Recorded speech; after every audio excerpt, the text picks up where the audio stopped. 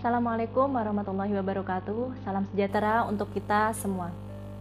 Sebelumnya, saya ucapkan terima kasih kepada Bapak Subarsono selaku dosen pembimbing saya, juga kepada Bapak Yuyun dan Bapak Nur Hadi selaku dosen penguji saya.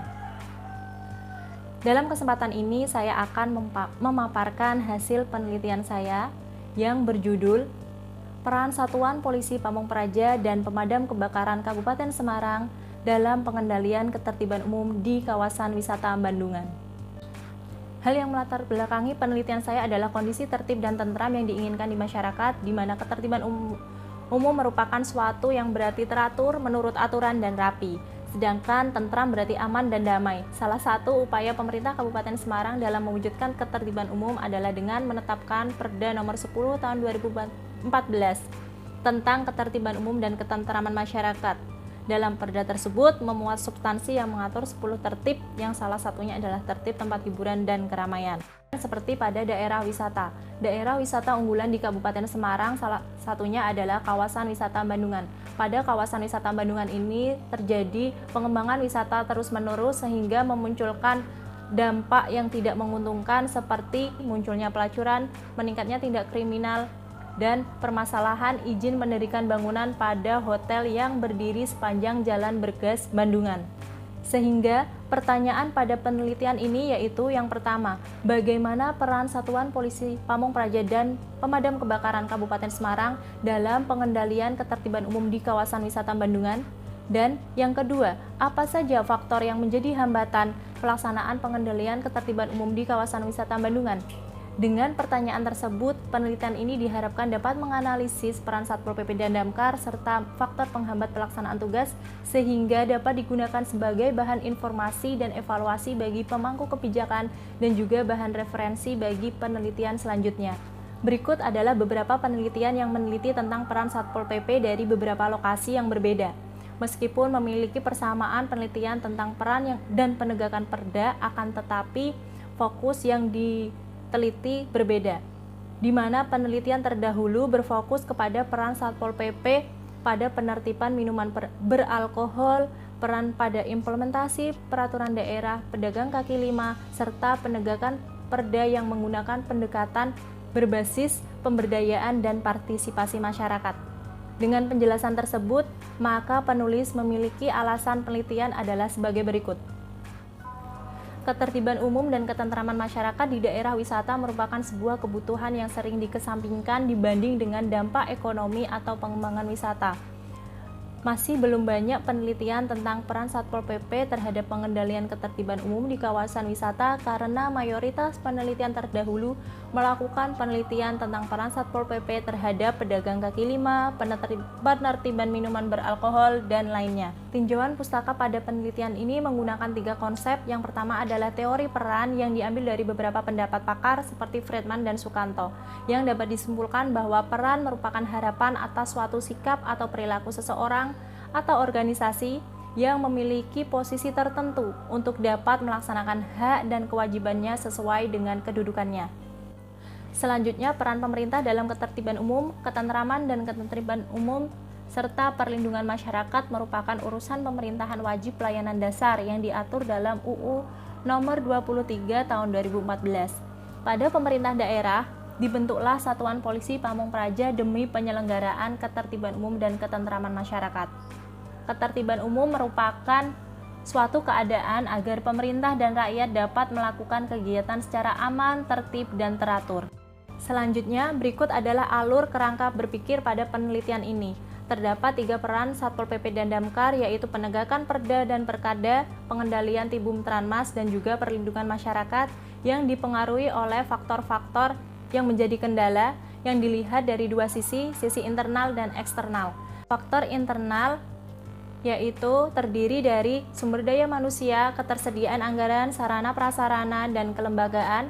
Faktor eksternal terdiri dari hubungan lintas sektoral dan kesadaran masyarakat. Pada penelitian ini menggunakan pendekatan kualitatif dengan metode deskriptif dengan mengambil lokasi penelitian pada Satpol PP dan Damkar Kabupaten Semarang dan kawasan wisata Bandungan.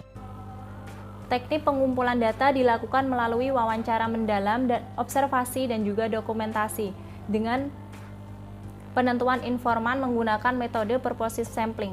Penulis memilih Kepala Satuan Polisi Pamung Praja dan Damkar sebagai key informan atau informan kunci.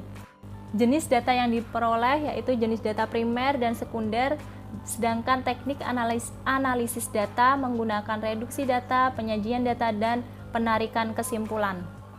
Satpol PP dan Damkar merupakan sebuah dinas dengan tipe C yang terdiri dari 2 subbag, 2 bidang, dan 4 seksi. Adapun pelaksana peran Satpol PP dan Damkar dilaksanakan oleh Bidang Ketertiban Umum dan Penegakan Produk Hukum Daerah, yaitu pada seksi penyelidikan, penyidikan, dan penindakan, dan seksi operasional pengendalian, serta pada bidang ketentraman masyarakat pada seksi perlindungan masyarakat. Kecamatan Bandungan terdiri dari 10 desa yang semuanya masuk ke dalam kawasan wisata Bandungan.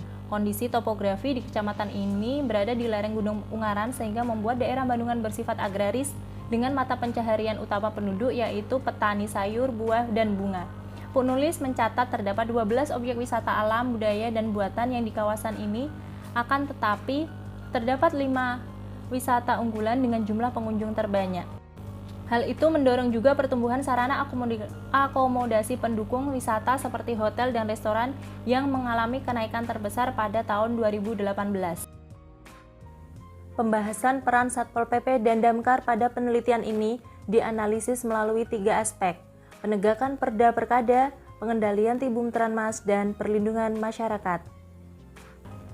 Pertama, penegakan peraturan daerah dan peraturan kepala daerah.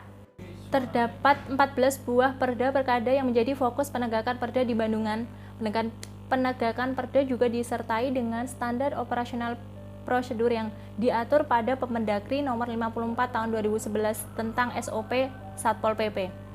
Penegakan perda dilakukan melalui 2 tindakan, yaitu tindakan preventif dan tindakan represif. Tindakan preventif dilaksanakan melalui sosialisasi pelaku usaha, PKL, pemilik hotel, karaoke, dan kos-kosan, juga patroli wilayah dan patroli pengawasan umum. Sedangkan tindakan represif dibagi 2, yaitu tindakan represif non-justisia dan tindakan represif pro-justisia. Tindakan represif non-justisia merupakan tindakan yang tidak sampai pada proses peradilan. Tindakan ini berupa penyitaan minuman keras, penertiban pemondokan atau kos-kosan, penertiban karaoke yang melebihi jam tayang yang tidak sesuai dengan ketentuan, dan juga penutupan tempat karaoke yang bermasalah perizinannya. Sedangkan tindakan pro-justisia merupakan tindakan yang sampai pada proses persidangan tidak pidana ringan dengan berita acara yang diproses oleh penyidik pegawai negeri sipil. Akan tetapi, pada penegakan perda di kawasan wisata Bandungan belum pernah melakukan tindakan pro-justisia selama 5 tahun terakhir. Yang kedua, pelaksanaan peran pengendalian ketertiban umum dan ketentraman masyarakat berfokus pada permasalahan pedagang kaki lima, pasar tumpah, kemacetan dan kepadatan pengunjung wisata di akhir pekan, serta gangguan ketertiban umum lainnya yang sering terjadi di malam hari. Satpol PP memberlakukan jam operasional pada PKL yaitu mulai sore hari dan diharuskan membereskan gerobak atau terpal dagangannya di pagi hari. Sedangkan PKL bunga dan gorengan yang berlokasi di depan kecamatan dan sekitar pasar akan diproses relokasi ke tempat yang baru. Relokasi ini berbarengan dengan pedagang pasar Bandungan yang nantinya pasar akan diubah menjadi ruang terbuka hijau. Pedagang pasar Bandungan juga sering diberikan teguran agar barang dagangannya tidak tumpah dan mengganggu lalu lintas jalan. Untuk permasalahan kemacetan dan kepadatan pengunjung, Satpol PP dan Damkar menugaskan 1 regu setiap hari Sabtu dan Minggu untuk melakukan pengamanan di Bandungan yang mereka sebut sebagai piket QRS atau Quick Response System. Piket QRS terdiri dari 8-10 orang yang merupakan sistem aduan masyarakat yang aktif selama 24 jam siaga dan sudah diatur pada Peraturan Bupati nomor 68 tahun 2018. Berikut adalah jadwal piket QRS Bandungan di akhir pekan dan juga alur aduan masyarakat melalui sistem QRS. Pelaksanaan peran perlindungan masyarakat dilaksanakan dengan melibatkan anggota Satuan Perlindungan Masyarakat atau Satlinmas.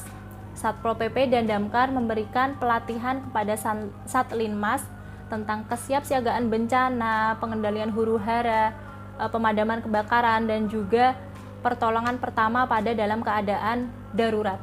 Anggota Satlinmas juga dilibatkan dalam pengamanan pemilu, pilkada, Hari Raya Idul Fitri, Natal, dan juga pergantian malam tahun baru yang mana kawasan wisata Bandungan pasti dipadati pengunjung. Pembahasan tersebut menunjukkan bahwa kedudukan sosial yang diberikan secara formal kepada Satpol PP dan Damkar melalui PP nomor 6 tahun 2010 telah dilaksanakan melalui penegakan perda, pengendalian Tibum Tranmas, dan juga perlindungan masyarakat. Akan tetapi pelaksanaan peran tersebut dapat dikatakan kurang optimal karena Satpol PP dan Damkar belum memberikan sanksi yang tegas dan juga tidak memberikan efek jera terhadap para pelanggar. Masih terjadi pengulangan pelanggaran yang dilakukan oleh oknum yang sama ataupun pelanggar lainnya. Satpol PP dan Damkar juga belum melaksanakan tindakan represif pro justisia melalui sidang tipiring untuk permasalahan yang ada di kawasan wisata Bandungan. Masih kurang optimalnya pelaksanaan peran Satpol PP dan Damkar tersebut dipengaruhi oleh beberapa faktor, yaitu faktor internal dan juga faktor eksternal. Faktor internal terdiri dari sumber daya manusia, ketersediaan anggaran, sarana prasarana, dan kelembagaan. Sedangkan faktor eksternal terdiri dari hubungan lintas sektoral dan juga kesadaran masyarakat. Berikut adalah kesimpulan dari hasil penelitian ini. Satpol PP dan Damkar sudah melaksanakan pelaksanaan peran pengendalian ketertiban umum sesuai dengan kedudukannya. Akan tetapi, pelaksanaan peran tersebut masih kurang optimal karena tidak memberikan sanksi yang tegas dan membuat efek jera pada masyarakat. Satpol PP dan Damkar juga belum melaksanakan tindakan represif pro justisia. Dari masing-masing faktor, baik internal dan eksternal, faktor yang paling mempengaruhi dan menjadi hambatan pelaksanaan peran Satpol PP dan Damkar adalah faktor sumber daya manusia dan juga faktor kesadaran masyarakat. Berikut adalah saran dan juga rekomendasi yang diberikan penulis kepada pemangku kebijakan dan juga penelitian selanjutnya. Tindakan preventif yang dilaksanakan sebaiknya bersifat lebih persuasif dan juga mudah diterima oleh masyarakat, dapat melalui selebaran, poster, baliho, atau media sosial. Diharapkan Satpol PP segera melakukan tindakan represif pro justisia untuk kawasan wisata Bandungan. Pemerintah Kabupaten Semarang dapat melakukan penambahan personil yang ditempatkan khusus sebagai personil pengamanan di lokasi wisata atau sebagai Satpol PP wisata. Dibutuhkan komitmen dan kerjasama dari semua pihak, termasuk program dan kegiatan yang diambil diharapkan melibatkan masyarakat setempat untuk meningkatkan kesadaran masyarakat. Bagi peneliti selanjutnya, dapat mengulas lebih dalam masing-masing faktor yang memberikan pengaruh terhadap ketertiban umum. Demikian paparan hasil penelitian saya. Seperti kata pepatah, tak ada gading yang tak retak. Maka saya memohon saran dan juga koreksi dari Bapak Yuyun dan Bapak Nur Hadi selaku dosen penguji, karena masih banyak kekurangan baik secara penulisan dan juga penyampaian dari yang saya lakukan. Terima kasih dan mohon maaf yang sebesar-besarnya. Wassalamualaikum warahmatullahi wabarakatuh.